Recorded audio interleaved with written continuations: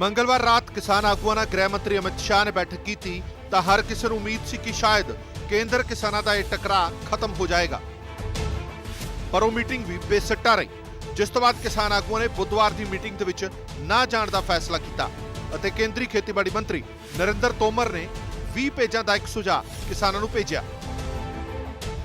इस मते दे विच किसानां ਦੀਆਂ ਮੰਗਾਂ ਨੂੰ ਲੈ ਕੇ सरकार की कदम चुकेगी उसकी जानकारी दी गई सी। केंद्र ਵੱਲੋਂ किसानां ਨੂੰ भेजे गए इस मते दे विच की कुछ है वो तुहानूं दसदे हां। मुद्दा निजी मंडियां दे चुंगल दे विच फसेगा किसान।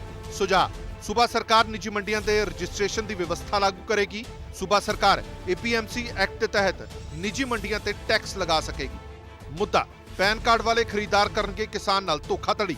सुझाव सूबा सरकार नूं खरीदार उत्ते कानून बनाउण दा पूरा हक, किसान दी जमीन होवेगी कुर्क। सुझाव नवे कानून दे विच जमीन बचाउण दीआं तजवीज़ां मौजूद, पर जरूरी होवे तां सरकार जारी कर सकदी है स्पष्टीकरण।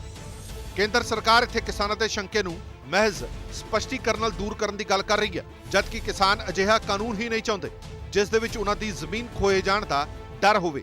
सरकार दे इस प्रपोजल दे विच होर किहड़ा सुझाव दिता गया है वो भी दसदे हां। मुद्दा उद्योगपति करनगे जमीन ते कब्जा।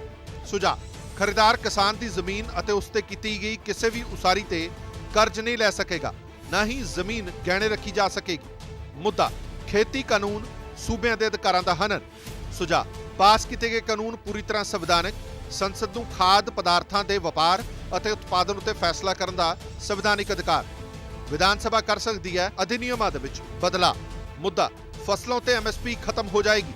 सुझाव MSP ते सरकार लिखित गारंटी देने नूं तैयार, पर सवाल यह है कि वाकई बिना कानून बनाए सरकार की गारंटी मनी जाएगी, क्योंकि किसान तो MSP ते सरकार वालों लिखित विच गारंटी नहीं कानून की मांग कर रहे हैं, जिस विच उन्हां दी पूरी फसल चुके जाण दी भी गल कही गई होवे। मुद्दा बिजली संशोधन बिल 2020 खत्म किया जाए। सुझाव बिल हाले सिर्फ चर्चा अधीन। बिजली सबसिडी सीधे किसानां दे खाते च आउण दी तजवीज़ उत्ते किसानां वालों बिल के भुगतान की मौजूदा व्यवस्था च कोई बदलाव नहीं होवेगा। मुद्दा खेती करारां ते रजिस्ट्रेशन की व्यवस्था नहीं। सुझाव जब तक सूबा सरकार रजिस्ट्रेशन के नियम नहीं बनाती उदों तक करार होने के 30 दिन अंदर एक कापी SDM के दफ्तर रखे जाना जरूरी। मुद्दा किसी भी विवाद के हल लई किसानां नूं सिविल कोर्ट च जाण दा अधिकार नहीं। सुझाव कानून दे विच 30 दिनां दे अंदर विवाद के हल करने की तजवीज़, पर जेकर फिर भी शक तो सिविल कोर्ट दे विच जाण दी इजाजत दी जा सकती है। मुद्दा पराली साड़न ते सज़ा वाला air quality management act ordinance रद्द किया जाए।